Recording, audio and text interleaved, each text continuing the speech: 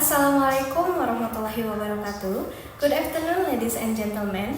First of all, let me thank you all for coming here today at this event. What's wrong with creativity? This topic is very important for you, especially in early childhood, because it can make humans more productive. In addition, it also improves the quality of life and can make it easier to find a way out of a problem. In order to help young children with their creativity skills, I provide learning with the do-it-yourself method. Let me introduce myself. I'm Isni Pratiwi from Early Childhood Teacher Education Study Program.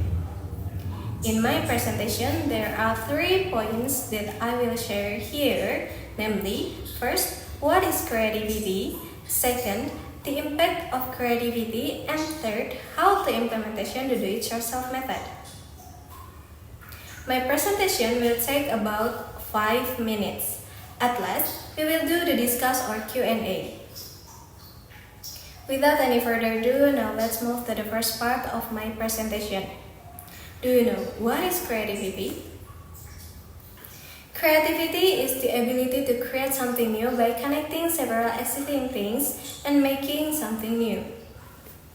The characteristics of creativity that have appeared in a person are high imagination, great curiosity, more energy, often spend time on interesting things, have logical limits on themselves, and are willing to accept criticism and suggestions.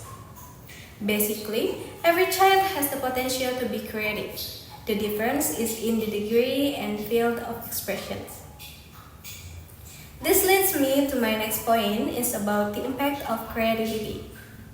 The impact of creativity are that creativity is able to realize self-actualization.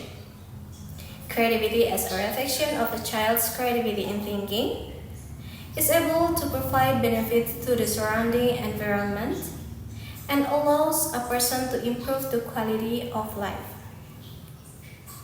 Creativity is very necessary because there are many problems in life that require a person to adapt as creatively as possible and be good at finding solution to problems imaginatively.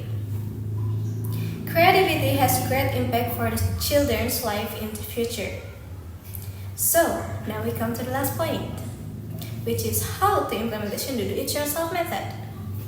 The implementation of the do-it-yourself method can be done by letting children imagine and create as much as possible according to their abilities. The teacher only acts as a facilitator, observing and supervising children during the learning process. The implementation of the do-it-yourself method also doesn't use difficult media because it can use materials that are around. That's all my presentation about the topic. If you guys have any questions, please feel free to ask. I give it back to the moderator.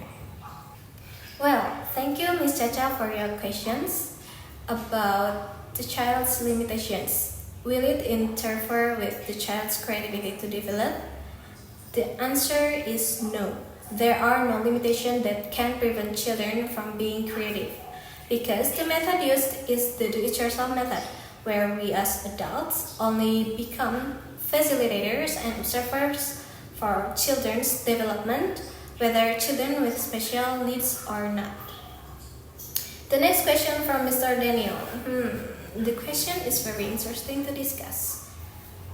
However, seeing the time given to me is quite short, therefore, if you wish, I will provide an email address for further discussion so that Mr. Daniel's questions can be answered. Please note my email address is lovedmyb@gmail.com or lovedmybee@gmail.com. So, if you have any further questions, you can contact me through that email. Before I end my presentation today, allow me to say something. Based on my presentation for today, I would like to suggest that we shouldn't give up on the amazingly fast creativity of children.